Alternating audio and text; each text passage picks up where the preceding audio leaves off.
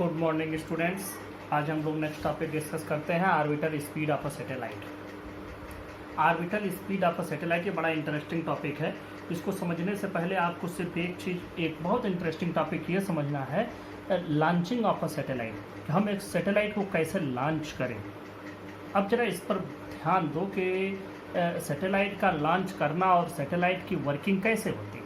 आपको तो ये मालूम है कि आप जितने भी कम्युनिकेशन डिवाइसेज हैं, मोबाइल है, आप ब्रॉडकास्ट, टेलीकास्ट, जो भी चीज़ आप देखते हैं टेलीविज़न पर, आप रेडियो पहले चलाते थे, अब तो खैर गुजरे ज़माने की चीज़ हो गई है, लेकिन mobile communication, satellite communication, TV, ये सब रेडार, ये सब जितने भी कम्युनिकेशन हैं, ये सभी कम्युनिकेशन सैटेलाइट के ही थ्रू होते हैं। आप अच्छे से जानते हैं। देखो, जब आप घर पे डिश एंटीना लगाते हैं तो भी एक आदमी आता है और उसको एक जगह पर प्रॉपर उसको ऐसे लगा करके जाता है कि जिससे कि वह एक पर्टिकुलर प्लेस की ओर हमेशा देखता रहे, और वो सैटेलाइट से ही कम्युनिकेट होता है। और उसके लिए वो सिग्नल मिलाने के लिए खैर वो तरीका हो गया। हमें ये मालूम है कि हर एक चीज़ सैटेलाइट से ही चलनी है, कम्युनिकेशन वाली चीज़ें, सिग्नल वाली चीज़ें, और इन सिग्नल्स को, सैटेलाइट को हम वहाँ पर कैसे ले जा करके सेटल करते हैं। जैसे यह अर्थ हो गया, अर्थ के चारों ओर मान लिया कि ये एक आर्बिट है, इस आर्बिट में कोई एक सैटेलाइट मूव कर रहा है। ये आर्बिट अर्थ के सरफेस से h हाइट पर है, r रेडियस है, अर्थ का मास m है, अर्थ की रेडियस r है। ये पूरा आर्बिट हो गया। हम बात करते हैं कि हम सैटेलाइट को कैसे ले जा करके उस जगह पर उसके आर्बिट में सेट कैसे करेंगे कि वो अर्थ के चारों ओर घूमना शुरू कर दे। इसको सेट करने के लिए आप लोग देखें, आप एक तरीके पर चले जाएं। जैसे हम लोग बचपन में खेलते थे कि एक धागे में कोई चीज़ बंधी हुई है और धागे से ऐसे पकड़ करके हम उसको राउंड राउंड घुमा रहे हैं। आप सिर्फ उस घुमाने पर चले जाओ। मान लो मैंने धागे से इसको लटका दिया है। अब इसी चीज़ को अगर इस धागे से लटका हुआ तो ये है, इसको ऐसे राउंड राउंड घुमाने के लिए क्या करना होगा, हमको इसको थोड़ी सी स्पीड देनी पड़ेगी। स्पीड देने के लिए हम क्या करेंगे, इसको हॉरिजॉन्टली ऐसे थोड़ा सा स्पीड देंगे। अब ये ऐसे राउंड राउंड इसके घूमना चालू कर दिया। हमने धागा पकड़ा हुआ है, उसको ऐसे ऐसे पकड़ के घुमा रहे हैं। तो बस यहाँ से इस धागे वाली चीज़ से, खिलौने से, आपको बस इतना समझना है कि हमने किया क्या। हमने उसको एक स्पीड दी। किस डायरेक्शन में दिया, हॉरिजॉन्टल डायरेक्शन में, इधर की ओर स्पीड दिया और फिर वो घूमना शुरू कर दिया। बात आती है सैटेलाइट की, ये भी बिल्कुल उसी तरह से घूमता है। मान लो कि सैटेलाइट का मास स्मॉल m है, m मास का सैटेलाइट है, और मान लो कि ये अर्थ के सेंटर से जिस हाइट पर है वो बिल्कुल अर्थ के सेंटर से r हाइट पर है, ये इतने पर है। अब देखो, अगर ये इसके चारों ओर एक सर्कुलर ऑर्बिट में रोटेट करेगा तो इसके रोटेशन के लिए हमको सेंट्रीपिटल फोर्स की ज़रूरत पड़ेगी जो सेंटर की ओर काम करता है। तो जब भी आप किसी भी चीज़ को सर्कुलर ऑर्बिट में घुमाएंगे तो सर्कुलर ऑर्बिट में रोटेट करने के लिए, सर्कुलर मोशन करने के लिए हमको एक सेंट्रीपिटल फोर्स की ज़रूरत होती है जो सेंटर की ओर काम करता है, और उस सेंट्रीपिटल फोर्स की वैल्यू होती है mv²/r। ये mv²/r सेंट्रीपिटल फोर्स लगेगा इसके रोटेशन के लिए। ये towards the centre of the earth काम करेगा। अर्थ के सेंटर से इसकी डिस्टेंस r है, r रेडियस के ऑर्बिट में घूम रहा है तो इसको इतना चाहिए। यह ऑर्बिट या सेंट्रीपिटल फोर्स इस ऑर्बिट में घूमने के लिए इस सैटेलाइट को कहाँ से मिलेगा, इसके बीच में, इस सैटेलाइट और अर्थ के बीच में, या जो भी प्लेनेट आप ले सकते हैं, इनके बीच में जो ग्रेविटेशनल फोर्स ऑफ अट्रैक्शन है उसी से मिलेगा। तो ग्रेविटेशनल फोर्स ऑफ अट्रैक्शन क्या होता है, Gm1m2/r²।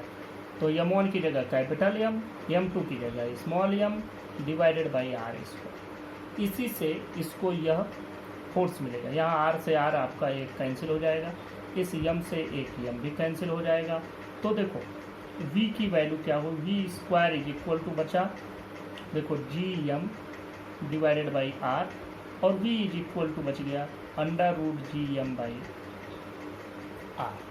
या तो हमको समझ में आ गया, यही वेलोसिटी चाहिए जिससे कि यह इसके चारों ओर घूमता है। अब हम बात करते हैं यह वेलोसिटी और ये चीज़ कैसे मिलेगी। पूरी चीज़ को आप ध्यान से समझेंगे तभी आपके समझ में ये बातें आएंगी। तो अब सैटेलाइट को पहले तो हम अर्थ के सरफेस पर रहेंगे, अंदर की तो कोई बात ही नहीं, हम अर्थ के सरफेस पर यहाँ हैं। पहले तो सैटेलाइट को हम यहाँ ले जाएं, और जब हम यहाँ ले जाएं तब उसको हम इधर की ओर वह वेलोसिटी दें जिससे कि वो घूमना शुरू हो जाए। अब देखो, पहले यहाँ से यहाँ ले जाने के लिए हमको इसको एस्केप वेलोसिटी के आसपास की वेलोसिटी से इसको स्किप करना होगा, जिससे कि ये आगे की ओर बढ़े, मतलब अर्थ के ग्रेविटेशनल फील्ड को पार कर जाए। तो पहले तो हम इसको उतनी स्पीड देंगे, उस स्पीड से हमने भेजा जिससे कि यह आगे की ओर बढ़े, और जब यहाँ पर पहुँचे, जिस भी ऑर्बिट में हमको इसको ले जा करके एस्टेब्लिश करना है, उस ऑर्बिट तक पहुँचाने के बाद अगर यहाँ से आप छोड़ देते हैं, उस ऑर्बिट में मान लीजिए पहुँचाने के बाद आप छोड़ देते हैं, और अगर ये ग्रेविटेशनल फील्ड में है तो क्या होगा, नीचे की ओर तुरंत आकर के ग्राउंड पर गिर पड़ेगा। चलो मान लो कि हमने इसको छोड़ा नहीं, ऐसे ही थोड़ी स्पीड दे दी, थोड़ा सा स्पीड दोगे तो क्या होगा, तो ये ऐसे घूम करके आएगा, यहाँ कहीं गिर पड़ेगा, थोड़ी दूर के बाद आकर के गिर जाएगा। थोड़ा और स्पीड देंगे तो थोड़ा और दूर तक आकर के कहीं ना कहीं गिर जाएगा। लेकिन अगर इतनी स्पीड दे दिए जितने से ये सर्कुलर ऑर्बिट में मूव कर सकता है, तो उस स्पीड पर क्या होगा कि यह इस ऑर्बिट में घूमना शुरू कर देगा। सर्कुलर ऑर्बिट में घूमने पर हमने आपको बताया भी था कि जो वेलोसिटी की डायरेक्शन होती है वो इधर होती है, किसी भी टाइम एट एनी इंस्टेंट। ये सर्कुलर ऑर्बिट में मूव करते समय किसी इंस्टेंट पर अगर हमको टाइम वेलोसिटी चाहिए तो उसकी डायरेक्शन क्या होती है, अलोंग द टेंजेंट। अगर ये डायरेक्शन इधर है तो ये डायरेक्शन होती है, तो इसका मतलब ये चाहे इधर की ओर मूव कर रहा है चाहे इधर की ओर मूव कर रहा हो, वेलोसिटी की डायरेक्शन यही होगी, अलोंग द टेंजेंट। इस पर स्पर्श रेखा की डायरेक्शन में वेलोसिटी होगा। तो अगर इतनी वेलोसिटी हमने दे दिया हॉरिजॉन्टल कि यह इस सर्कुलर ऑर्बिट में मूव कर सके, यह वेलोसिटी दे दिया, तो ये क्या करेगा, इस सर्कुलर ऑर्बिट में सेट हो जाएगा और फिर घूमना शुरू कर देगा। तो इसलिए जो हम रॉकेट यूज करते हैं सैटेलाइट भेजने के लिए, उसको कहा जाता है मल्टी स्टेज रॉकेट। और आप लोग टीवी पर अब तो लॉन्चिंग दिखाता भी है, अगर देखें तो आप लोग ये समझेंगे कि रॉकेट जैसे लेकर के चला, एक बड़ा सा रॉकेट लेकर के चला सैटेलाइट को, आगे जाने पर उसका कुछ हिस्सा टूट गया, ये इतना बड़ा था, कुछ हिस्सा टूट गया, आगे इसका आधा हिस्सा ही गया, थोड़ी दूर और आगे जाने पर ये हिस्सा भी अलग हो गया, फिर और छोटा सा रह गया। तो इस तरह से इसको कहते हैं मल्टी स्टेज रॉकेट। एक रॉकेट क्या करता है, इसको अर्थ के सरफेस से ब्लास्ट करके, जिस तरह से आप दिवाली के फुलझड़ी वाला रॉकेट हम लोग दिवालियों में जलाते हैं, बस वही सब कुछ सिस्टम वही होता है। तो यहाँ से ब्लास्ट करते हैं, उस ब्लास्ट से इसको अप थ्रस्ट मिलता है, ऊपर की ओर ये थ्रो कर दिया जाता है और ये मूव करना शुरू करता है। यह रॉकेट इसको एक प्रॉपर स्पीड दे देता है, लगभग इसके वेलोसिटी के आसपास की स्पीड दे देता है, उससे कुछ ज़्यादा ही देता है, कम नहीं देता है। और फिर यह रॉकेट धीरे से डिटैच हो जाता है। डिटैच होने के बाद फिर दूसरा रॉकेट जो है फिर उसका काम शुरू होता है, फिर वो क्या करता है, उसको फर्दर आगे बढ़ाता है, और फिर उसके ऑर्बिट तक पहुंचाने के बाद एक तीसरा रॉकेट होता है एक उसमें, जो कि उसको क्या करता है, वहाँ पहुँचने के बाद हॉरिजॉन्टल स्पीड देता है। ये हॉरिजॉन्टल स्पीड ही वो स्पीड है जो इसको इसके ऑर्बिट में सेट कर देती है, सेटल कर देती है, एस्टेब्लिश कर देती है। तो यह स्पीड जो होती है ये ऑर्बिटल स्पीड कही जाती है। तो हमारे पास डेफिनेशन क्या बनी, हमारे पास डेफिनेशन बनी कि द वेलोसिटी या speed required to put a satellite into its orbit around the earth is called orbital speed of the satellite. मतलब कि एक किसी भी ऑर्बिट में, अर्थ के सरफेस के ऊपर किसी भी ऑर्बिट में अर्थ के चारों ओर रोटेट करने के लिए सैटेलाइट को दिया गया हॉरिजॉन्टल स्पीड, जिससे कि वो उस ऑर्बिट में अपने आप को एस्टेब्लिश कर ले और अर्थ के चारों ओर रोटेट करना शुरू कर दे, उसी स्पीड को कहते हैं ऑर्बिटल स्पीड। तो ये मल्टी स्टेज रॉकेट से किया जाता है।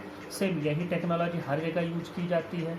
किसी भी तरह का रॉकेट आप यहाँ से प्रोजेक्ट कर रहे हो, चाहे वो आप मिशन चंद्रयान के लिए हो या तो अमेरिका का कोई सैटेलाइट हो, मतलब in every country same procedure is use. अब क्या है कि जब हम लोग उतने डिटेल में जाते हैं तो इन्हीं चीज़ों को और डिटेल में पढ़ने लगते हैं, लेकिन मेन जो प्रोसेस है, मेन कॉन्सेप्ट है, मेन कॉन्सेप्ट यही है।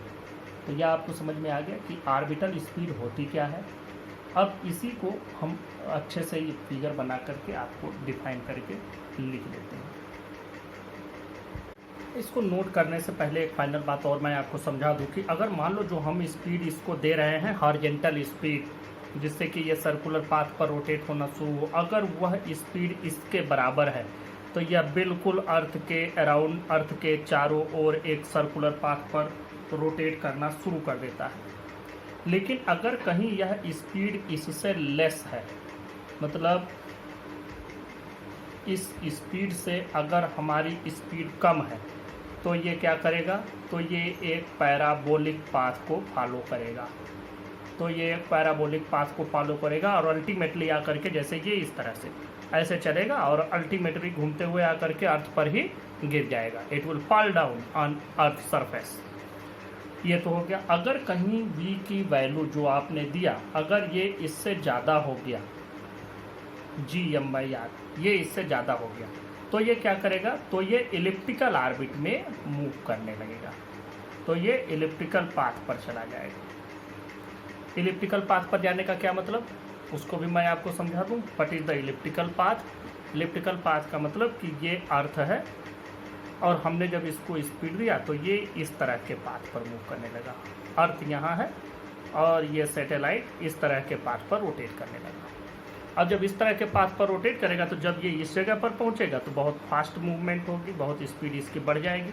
जब यहाँ पहुँचेगा तो इसकी स्पीड स्लो हो जाएगी। तो मतलब यह जब इलिप्टिकल ऑर्बिट में मूव करेगा तो वेरिएबल स्पीड से मूव करना शुरू कर देगा और फिर यह हमारे कम्युनिकेशन पर्पज़ के लिए बहुत एलिजिबल नहीं रह जाएगा। इसलिए हम लोग पूरी कोशिश करते हैं बिल्कुल इतनी ही स्पीड दें जिससे एग्जैक्ट सर्कुलर पाथ पर ये रोटेट हो और हमारा जो पर्पज़ है वो कंप्लीट हो सके, फुलफिल हो सके। अब मैं इसको लिख के आपको बता देता हूँ, समझा देता हूँ। Orbital speed required to put a satellite into its orbit around the earth is called orbital speed of the satellite. या आप सिंपल ऑर्बिटल स्पीड की जगह सिंपल स्पीड भी लिख सकते हैं, कुछ लोग वेलोसिटी भी लिखते हैं, लेकिन मेरे हिसाब से हम लोग डायरेक्शन की बात नहीं कर रहे हैं, तो स्पीड की ही चर्चा की जानी चाहिए क्योंकि we are only going to discuss the numeric value of this speed. So it is a speed. Let satellite of mass m is revolving around Earth with a speed VO in a circular orbit of radius r। ये r की जगह आप ये भी लिख सकते हैं r plus h। r means r plus h। r equal to r plus h। Now the centripetal force required for the circular motion of satellite is obtained from the gravitational force of attraction between earth and the satellite। ये value आपको मिली। यहाँ से आप m को cancel कर दें दोनों side से, एक r से ये r का स्क्वायर कैंसिल हो जाएगा।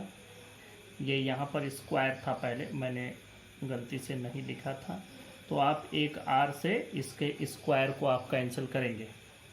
तो अब यहाँ से आपको VO की जो वैल्यू मिलेगी क्या हो जाएगी, VO is equal to √GM/r।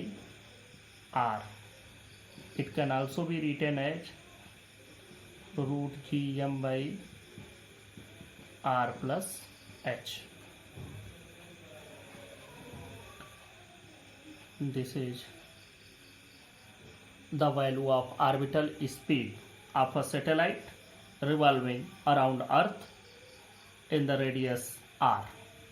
अब इसमें देखो, this formula also represent that the orbital velocity is independent of mass of the satellite। जैसे इसके वेलोसिटी में हमको मिला, जिस ऑब्जेक्ट को हम थ्रो कर रहे हैं उसके मास पर उसकी डिपेंडेंसी नहीं थी, यहाँ पर भी वही बात है, तो इसको भी लिखते हैं। ये हमने लिख भी दिया, दस orbital speed of a satellite is independent of mass of satellite and depends on mass of planet and radius of circular orbit. ये इतनी बात हो जाने के बाद हम लोग ये भी केस लिख लेते हैं कि जब वह अर्थ के सरफेस के नज़दीक है, if the satellite is very close, is orbiting very close to the earth surface, that is h is very less than r, then यहाँ से h को हम 0 कर देंगे। तो VO की वैल्यू क्या हो जाएगी, VO is equal to √GM/r R, और इसको क्या लिख सकते हैं, जी एम को हम लिख सकते हैं g are square divided by R, और इसकी वैल्यू लिख सकते हैं जी आर। तो एक और फार्मूला मिलता है V O is equal to root G are.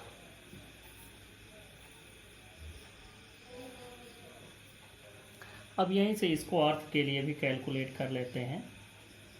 Par earth V O equal to root, देखो जी की value 9.8 metre per second square, इसकी वैल्यू 6.4 इंटू 10 पावर 6।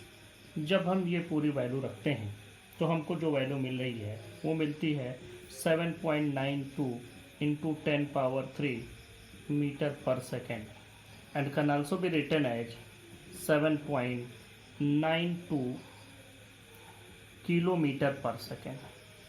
ये मीटर इतना है तो इसमें 10 पावर 3 से डिवाइड कर दिया तो इतना किलोमीटर। तो मतलब अर्थ के सरफेस से कुछ हाइट पर अगर हम 200-400 किलोमीटर के हाइट पर कोई सैटेलाइट ले जाते हैं तो जो उसकी ऑर्बिटल स्पीड होगी वो लगभग इसी के रेंज में या 8 किलोमीटर पर सेकेंड के रेंज में हमको मिलती है।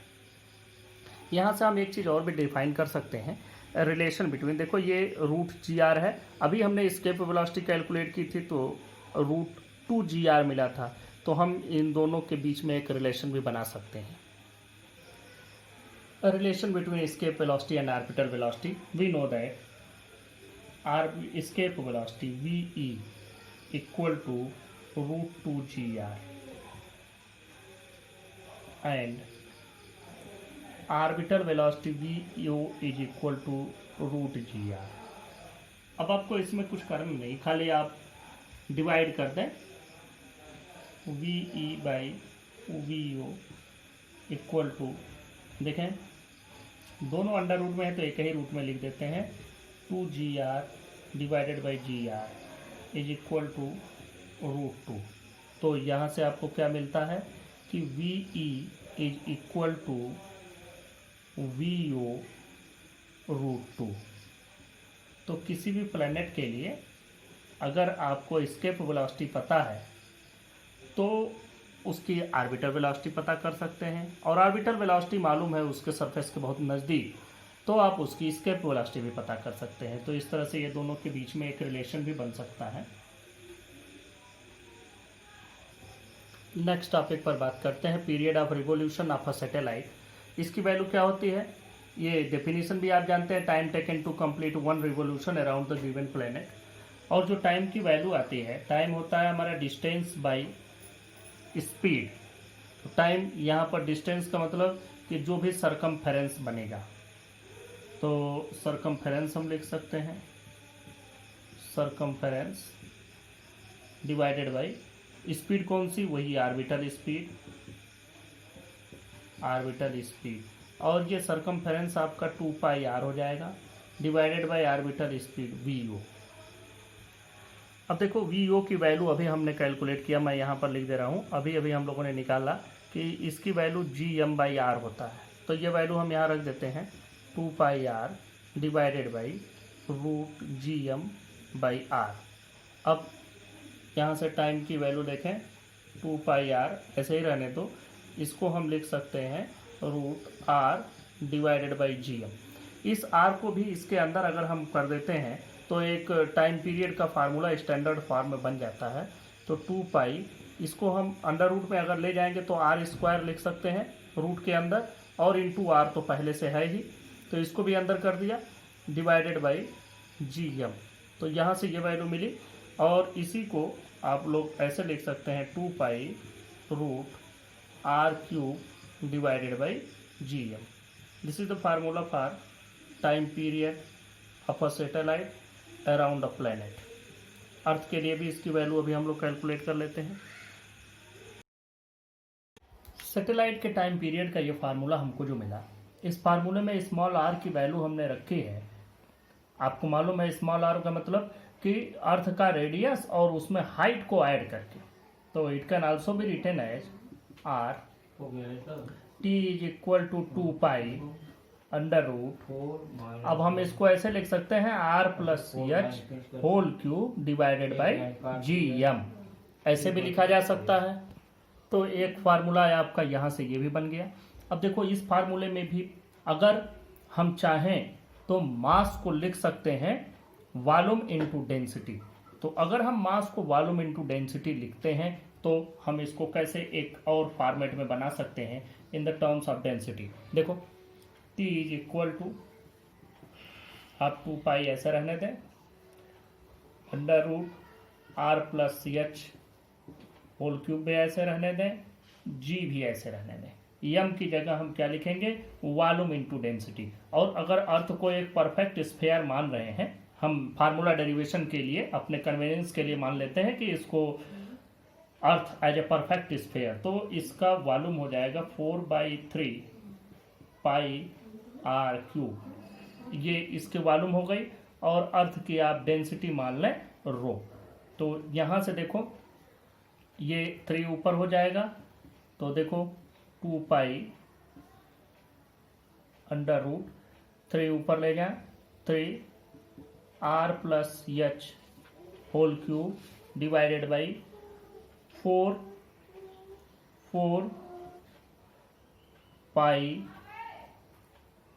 पाई आर क्यूब रो इंटू जी।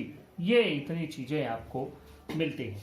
अब इनमें भी देखो पाई को हम थोड़ा सा ठीक कर सकते हैं। कैसे, इस 2 पाई को भी अंदर ले आओ। इस 2 पाई को अगर हम अंदर ले आते हैं तो 2 pi can be written as under root 4 pi square. देखो इसको अगर हम अंदर ले आते हैं तो हम लिख सकते हैं 4 पाई स्क्वायर। देखो ये जैसे 2 पाई अंदर था, अंदर हम 4 पाई स्क्वायर लिख दे, मतलब अगर हम बाहर निकालें तो फिर 2 पाई हो जाएगा into 3 R plus C H whole cube, ये रहेगा ही, divided by 4 pi R cube rho into g. ये सारी चीजें हमने लिखी। अब 4 से 4 कैंसिल, पाई से एक पाई का स्क्वायर कैंसिल हो जाएगा, 4 से ये 4 कैंसिल हो जाएगा, और ये पाई से एक इसका स्क्वायर कैंसिल हो गया। तो जो चीजें बच रही हैं अब आपको वो लिख देना है। तो हमको एक नए फॉर्मेट का फार्मूला मिल जाएगा, T is equal to root, देखें यहाँ हो जाएगा 3 pi R plus C H whole cube divided by, यहाँ नीचे बच गया R cube rho into g. ये एक फार्मूला आपका यहाँ से ये भी बन जाता है। अब यहाँ से हम लोग इस फार्मूले को थोड़ा एक और उसमें ले चलते हैं कि जब अर्थ के सरफेस के बहुत क्लोज की बात हो, तो अब हम बात करते हैं, हम ऐसे लिखते हैं we know that T is equal to 2 pi root, इस फार्मूले को लिखते हैं R plus C H whole cube divided by ji M, since G is equal to g M by R square, मतलब g M can be written as g are square and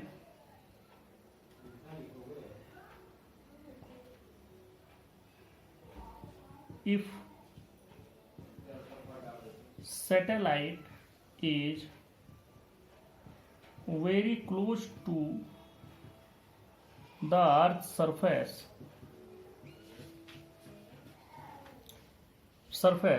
then h can be taken as 0। तो अगर ये दोनों चीजें इस फार्मूले में रखी जाए तो आपको t का एक नया फार्मूला मिलता है।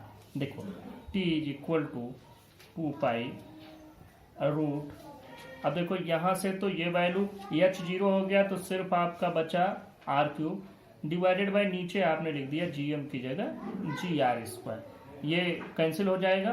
तो आपको यहाँ से एक t का नया और फार्मूला मिलता है 2 pi root r by g। This is another formula and this is a special case when the satellite is very close to the earth surface। that is in this case the height of the satellite is taken as 0, but it is actually not 0, it is very less than the radius of earth, so it can be taken as negligible, small in comparison to the radius of earth. तो ये आपके इतने फार्मूले बने। अब इन फार्मूलों में हम लोग अर्थ के लिए स्पेशली कैलकुलेट करते हैं। अब इसी को हम लोग अर्थ के लिए कैलकुलेट करते हैं। For earth T is equal to 2 pi root, देखो इसकी वैल्यू हो जाएगी 6.4 इंटू 10⁻6 मीटर, ये आर की वैल्यू हो गई, डिवाइडेड बाय 9.8। जब आप ये वैल्यू पूरी रखते हैं तो आपको मिलता है 5078 सेकेंड, और इसको अगर आप मिनट में बदलते हैं तो 84.6 मिनट आपको मिलता है।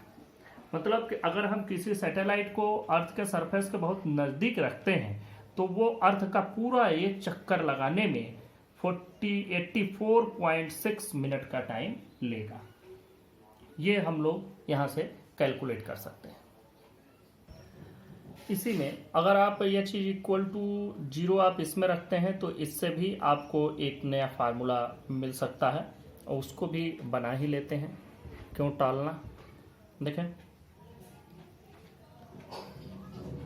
Since t is equal to root 3 pi r plus ch whole cube by r cube rho g, if h is equal to 0, if h is equal to 0 then t is equal to root, ये देखें 3 pi r cube और नीचे भी r cube rho into ji.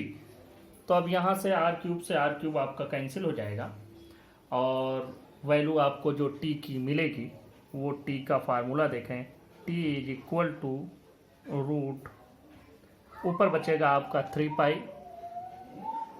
Pi divided by नीचे rho into g. This is the another formula. अब देखो यहीं से हम लोग चाहें तो अर्थ के मास को भी कैलकुलेट कर सकते हैं। अर्थ के मास को एस्टिमेट ही किया जाता है, कोई तराजू तो है नहीं जिससे आप अर्थ का मास मेजर कर लेंगे, तो ये सिर्फ एस्टिमेशन होता है, और उस एस्टिमेशन के बहुत सारे तरीके हैं। एक तरीका इसके पहले भी मैंने इसी चैप्टर में आपको बता दिया है।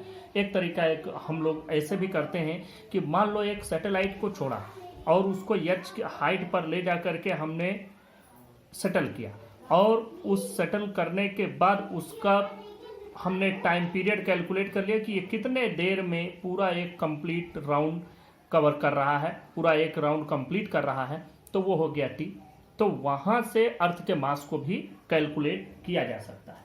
तो हम लोग पता करते हैं calculation of mass of earth. अब ये देखें यहाँ से t is equal to, direct formula ही लिखते हैं, t is equal to 2 pi root, हम लोगों ने पढ़ा था आर क्यूब का मतलब r plus ch whole cube divided by ji M. यहाँ से यम चाहिए तो दोनों तरफ स्क्वायर कर लेते हैं। तो अगर दोनों तरफ स्क्वायर करेंगे तो क्या मिलेगा, T square is equal to 4 pi square r plus ch whole cube divided by ji M. और यहाँ से अगर आप मास की वैल्यू कैलकुलेट करना चाहें in terms of the time period, then its value will be 4 pi square r plus h whole cube divided by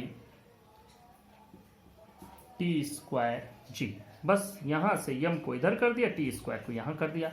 अब इस फार्मूले में देखो आपको 2-3 बातें पता होनी चाहिए। जैसे हम लोगों ने अर्थ के रेडियस को भी एस्टिमेट किया हुआ है, अर्थ का रेडियस आपको मिला, एच हाइट पर आप सैटेलाइट को सेटल किए, वहाँ उसका टाइम पीरियड मिला टी, और जी तो ग्रेविटेशनल कांस्टेंट है, दिस इज यूनिवर्सल कांस्टेंट, इसकी वैल्यू आपको पता ही है, पाई की वैल्यू आप रख ही लेंगे। तो इस तरह से मास of earth can also B estimated calculated using the formula of time period of a satellite. अब नेक्स्ट टॉपिक पर बात करते हैं हम लोग calculation of height of a satellite above earth surface. देखो टाइम पीरियड के हिसाब से हम लोग हाइट को भी सेट कर सकते हैं। और कैसे सेट कर सकते हैं कि किस हाइट पर रखें। हमको अगर टाइम पीरियड पता हो कि जो हमको सैटेलाइट भेजना है उसको अर्थ के चारों ओर इतने देर में एक चक्कर लगाना है, ये मालूम है, बाकी अर्थ का रेडियस और बाकी सारी चीज़ें मालूम है, तो हमको ये पता करना है कि अब उसको कितनी हाइट पर अर्थ से ले जाएं, अर्थ के सरफेस से कितनी हाइट पर ले जाएं कि वह उसी जगह पर रहे तो उस टाइम पीरियड को पाले। तो अब उसके लिए हम लोग यहीं से सिंपल फार्मूला आप बना सकते हैं, कहीं जाने की जरूरत नहीं है। इस फार्मूले को लिखो T इज इक्वल टू, हम ऐसे लिखते हैं 2 pi root R plus H whole cube divided by ji, M की जगह हम लोग GR स्क्वायर लिखते हैं। स्क्वायर कर दो दोनों तरफ का, तो T square is equal to 4 pi square R plus H whole cube divided by GR square. आपको पता क्या करना है, एच की वैल्यू इसको एक तरफ रख के बाकी सारी चीज़ों को सेकेंड साइड RHS में हम ट्रांसफ़र कर देते हैं। तो ये देखो R plus H whole cube is equal to क्या हो जाएगा, देखो T square GR square divided by ये हो जाएगा 4 पाई स्क्वायर। ये वैल्यू इतनी तो आपको सीधा समझ में आ रही होगी। अब जब इतना इक्वल टू करोगे तो ये पूरा का पूरा क्या होगा, क्यूब रूट में आ जाएगा। ये पूरी की पूरी वैल्यू आपकी क्यूब रूट में आ जाएगी।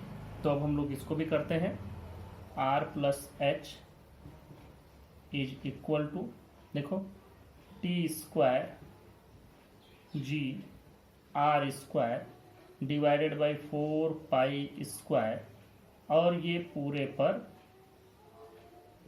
क्यूब रूट मतलब पावर 1/3। पावर 1/2 स्क्वायर रूट कहते हैं, क्यूब रूट कहते हैं। अब एच की वैल्यू सिंपली यहाँ से बहुत आसान है, H can be calculated at, ये सारी value T square GR square divided by 4 pi square, और इस पूरे पर जो आपको पावर मिला है 1/3 minus radius of earth. This is the formula through which we can find the height of a satellite above the earth surface at which we will get the given time period of the satellite. तो इस फार्मूले से आप लोग satellite का height पता कर सकते हैं, अर्थ के सरफेस से कितनी ऊंचाई पर ले जाना है। और इन्हीं फार्मूलों को यूज करके सभी सैटेलाइट लॉन्च भी होते हैं, उनके लिए कोई अलग से फार्मूला नहीं है, सभी के लिए यही फार्मूले यूज किए जाते हैं। इन्हीं फार्मूलों को यूज करके सैटेलाइट, बस यही होता है, थोड़ा और डिटेल में चले जाते हैं, बाकी कुछ नहीं, फार्मूले तो यही हैं, इनके अलावा कोई दूसरा फार्मूला नहीं है। तो ये आपको समझ में आ गया होगा। अब नेक्स्ट टॉपिक पर बात करते हैं जियो स्टेशनरी सैटेलाइट। देखो आपको ये तो पता चल गया कि सैटेलाइट के टाइम पीरियड का ये फार्मूला है। अब अगर हाइट आप बढ़ा देंगे तो ऊपर का ये न्यूमरेटर में टर्म बढ़ जाएगा, जिससे टाइम पीरियड बढ़ जाएगा। अब जैसे जो अर्थ का एक नेचुरल सैटेलाइट है मून अर्थ से 3,80,000 की डिस्टेंस पर है, किलोमीटर की डिस्टेंस पर है, मतलब 3,80,000 किलोमीटर की डिस्टेंस पर है। और उसका जो टाइम पीरियड है, मतलब the time to taken to complete 1 revolution around the earth, वो नियरली 27 डेज होता है, कुछ कम ज़्यादा हो जाता है। तो नियरली 27 डेज का टाइम लेता है मून अर्थ के चारों ओर एक चक्कर लगाने में।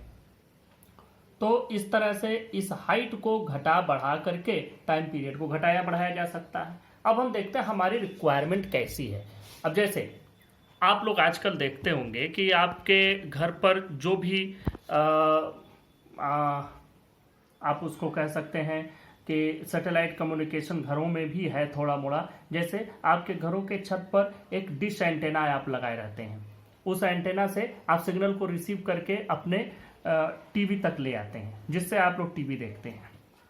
अब इसमें एक बात समझो कि जब भी हमको, पहले तो चलते थे कि वो केबल वाले, अब तो केबल वाले खत्म हो गए, सबके घरों पर एयरटेल या DTH या वीडियोकॉन, तमाम कंपनियों के डिश आप लगाए हैं, उससे आप सिग्नल रिसीव करके अपने टीवी तक ले जाते हैं और उससे आप टीवी पर जो डिफरेंट प्रोग्राम्स हैं उनको एंजॉय करते हैं। एक बात समझो कि वो कम्युनिकेशन तो डायरेक्ट सैटेलाइट से ही होता है, क्योंकि जब आपके घर पर वो आदमी सेट करने आता है तो सिग्नल मिलाने के लिए एक उसके पास छोटा सा मीटर होता है, उसको लगा के वो चेक करता है किस जगह पर है, जहां सिग्नल प्रॉपर मिलता है वहीं पर वो सेट करके चला जाता है। मतलब this communication is through the satellite. वो किधर की ओर देखता है? वो सैटेलाइट की ओर ही देखता है। जो आप अपने घर पे एंटेना लगाए हैं टीवी के लिए, वो सैटेलाइट की ओर देखता है।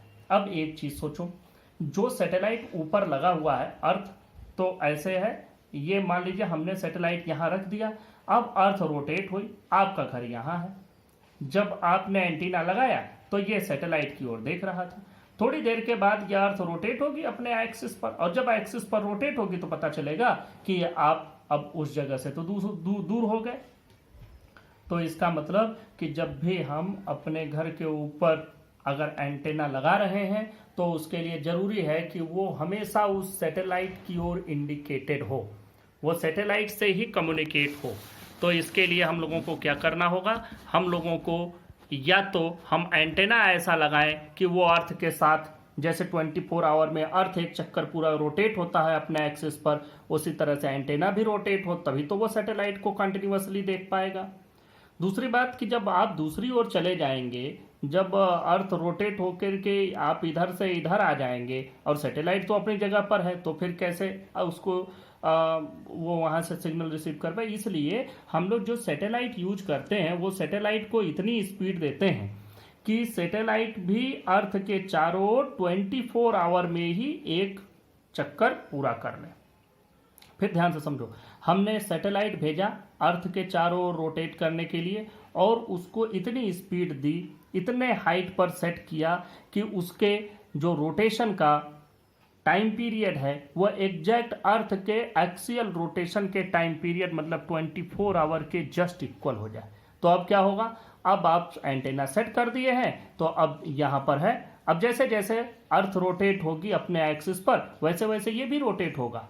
तो जैसे अर्थ रोटेट होगी तो ये भी रोटेट होगा, ये यहाँ जाएगा तो आप भी यहाँ है। तो इसका मतलब ये हो गया कि आपके अर्थ के किसी पॉइंट के ऊपर जब वो सैटेलाइट सेट किया गया तो वो हमेशा उसी पॉइंट के ऊपर ही रहेगा, कभी वहां से उसकी पोजीशन चेंज नहीं होगी। Due to the axial rotation of earth its position will not change because its time period is also just equal to the time period of axial rotation of earth, that is 24 hour. तो अब यहां से ऐसे satellite की ही जरूरत पड़ती है, और इन सैटेलाइट्स को कहा जाता है जियो स्टेशनरी। ये इसको एक ना, चूंकि ये सिंक्रोनस हो गया, सिंक्रोनस का मतलब ये होता है कि अर्थ के रोटेशन के साथ एक बिल्कुल मैच हो गया है, सिंक्रोनाइज हो गया है, तो इसलिए इसको जियो सिंक्रोनस या जियो स्टेशनरी, चूंकि ये अर्थ के साथ जियोग्राफिकली स्टेशनरी पोजीशन में है, इसलिए हम लोग इसको क्या कहेंगे? जियो स्टेशनरी या जियो सिंक्रोनस सैटेलाइट। अगर ऐसा ना रहता तो फिर आप सुबह में प्रोग्राम देख करके जाते, दोपहर में टीवी ऑन करते, तो फिर आप बैठ करके टीवी का एंटेना घुमाते, तब पकड़ में आता। फिर पता चला रात को फिर दूसरी ओर घुमाओ, और फिर मोबाइल के जो टावर लगे हुए हैं, टावर पे भी आप देखते होंगे डिश एंटेना जैसे बड़े बड़े टावर्स लगे हुए हैं, तो उसमें भी पता चलता कि वो दिन भर उसको एक आदमी टावर पर वो एंटीना पकड़ के बैठ के ऐसे ऐसे घुमाता ही रह जाए। तो फिर ये सारी प्रॉब्लम्स न हो, इसलिए हम लोग इनके लिए जो भी सैटेलाइट्स यूज करते हैं generally for the communication purpose and for broadcasting telecasting, all the satellites use for these purpose are generally geo stationary satellites. तो जियो स्टेशनरी सैटेलाइट आपको समझ में आ गया। जियो के साथ स्टेशनरी मतलब अर्थ के साथ स्टेशनरी पोजीशन में, इसका टाइम पीरियड 24 आवर, और इसके हाइट और बाकी चीज़ों को हम कैलकुलेट करते हैं। If the height of an artificial satellite above Earth's surface be such that its period of revolution is exactly equal to the period of revolution 24 hour of axial rotation of Earth, then satellite would appear stationary over a point on Earth's equator. Such a satellite is called geostationary satellite or geosynchronous satellite. अब इसका height पता करते हैं कि क्या होगा। देखो height के लिए हमने यहाँ एक फार्मूला बना रखा है, बस डायरेक्ट इसी फार्मूले से ही हम लोग इसको पता कर लेते हैं कि कितनी हाइट पर हम सैटेलाइट को प्लेस करें कि उसका जो टाइम पीरियड आ जाए वो एग्जैक्ट 24 आवर आ जाए। तो हम लोगों को 24 आवर तो पता ही है, सिर्फ और सिर्फ आपको पता करना है क्या हाइट रखेंगे। तो बस इसके लिए हम लोग इस फार्मूले से डायरेक्ट लिखते हैं, we know that h is equal to t square g are square divided by 4 pi square power 1/3 minus r. अब where t is equal to 24 into 60 into 60 second. 24 our को 60 मिनट इंटू 60 सेकेंड में हमने convert कर दिया। r की value हम रख देंगे 6.4 इंटू 10 पावर 6 मीटर। और देखो इसमें g की वैल्यू हमको रखनी है 9.8 metre per second square. Now, when these values are input in this formula, then we find where t is equal to this, then h is equal to, जो h की value मिलती है वो आपको मिलती है, ध्यान से देखो। अब देखें यहाँ से जब आप इसको सॉल्व करते हैं तो ये वैल्यू मिलती है 42330 माइनस 6400। ये मैंने डायरेक्ट किलोमीटर में कैलकुलेट किया है कि जब आप इसको कैलकुलेट करेंगे तो ये मीटर में आएगा, उस मीटर को किलोमीटर में बदल दिया तो इतना किलोमीटर। और यहाँ से जब ये कैलकुलेशन होता है तो आपको मिलता है 35,930 kilometres. This is the height of satellite at which we will find its period of revolution just equal to the period of axial rotation of Earth, that is 24 hour. तो इस हाइट पर आपको सैटेलाइट को put up करना होगा, set करना होगा, जिससे कि उसका पीरियड ऑफ रिवोल्यूशन इतना मिल जाए। नेक्स्ट टॉपिक पर चलते हैं, total energy of a satellite. इसके लिए consider a satellite of mass m is moving around the earth with a velocity vo मतलब orbital velocity in an orbit of radius r। अब देखो यहाँ पर ये सैटेलाइट मूव कर रहा है तो इसमें ये अर्थ के जो ग्रेविटेशनल फील्ड है उसको क्रॉस नहीं किया है, बल्कि अर्थ के ग्रेविटेशनल फील्ड से उसका कुछ न कुछ लेना देना है, तभी तो वो अर्थ के चारों ओर रिवोल्यूशनरी मोशन में है। तो इसका मतलब कि there is a force of attraction between the earth and the satellite, और इसी फोर्स ऑफ अट्रैक्शन से, इसी ग्रेविटेशनल फोर्स ऑफ अट्रैक्शन से उसको रिक्वायर्ड सेंट्रीपिटल फोर्स भी मिल रहा है। तो इसका मतलब कि उसके पास पोटेंशियल एनर्जी और काइनेटिक एनर्जी दोनों होगी। और पोटेंशियल एनर्जी क्यों होगी? पोटेंशियल एनर्जी इसलिए होगी क्योंकि उनके बीच में फोर्स ऑफ अट्रैक्शन है दोनों के बीच में, इसलिए पोटेंशियल एनर्जी होगी। और चूंकि वो रिवोल्यूशनरी मोशन में है, मूव कर रहा है, तो इसलिए उसके पास काइनेटिक एनर्जी भी होगी। तो उसकी हम टोटल एनर्जी कैलकुलेट करें, then total energy is equal to potential energy plus kinetic energy. अब यहाँ से टोटल एनर्जी की वैल्यू हम लोग कैलकुलेट करते हैं। देखो पोटेंशियल एनर्जी क्या होती है, माइनस GM/m/r, ये आपने पहले ही डिराइव किया है। काइनेटिक एनर्जी क्या होगी, हाफ mv², तो यहाँ VO² हो जाएगा। वैल्यू ऐसे ही रख देते हैं, माइनस GM/m/r ऐसे ही रहने देते हैं, और प्लस 1/2m। और इसकी वैल्यू कितनी होती है, अभी हमने ऑर्बिटल वेलोसिटी का फार्मूला कैलकुलेट किया, Gm/r, ये आपकी ऑर्बिटल वेलोसिटी होती है। अब यहाँ से ये टोटल एनर्जी आप कैलकुलेट कर सकते हैं, ये वैल्यू आ जाएगी, देखो माइनस Gmm/r और प्लस ये भी Gm हो जाएगा। जब ये निकल जाएगा इसके स्क्वायर से, स्क्वायर रूट से बाहर आ जाएगा, तो देखो ये वैल्यू आ जाएगी 1/2 Gmm/r। तो यही चीज़, ये पूरी है, ये आधी है, 1/2 लगा है, तो पूरी में से आधी घटाओगे तो आधी बचेगी, पूरी वाले का निगेटिव है, तो मतलब ये जो वैल्यू बची -1/2 Gmm/r r. This is the total value of या total energy of a satellite.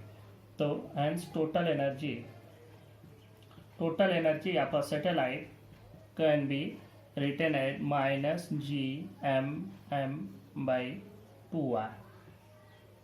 This is the value of total energy of a satellite revolving around the earth in an orbit of radius r.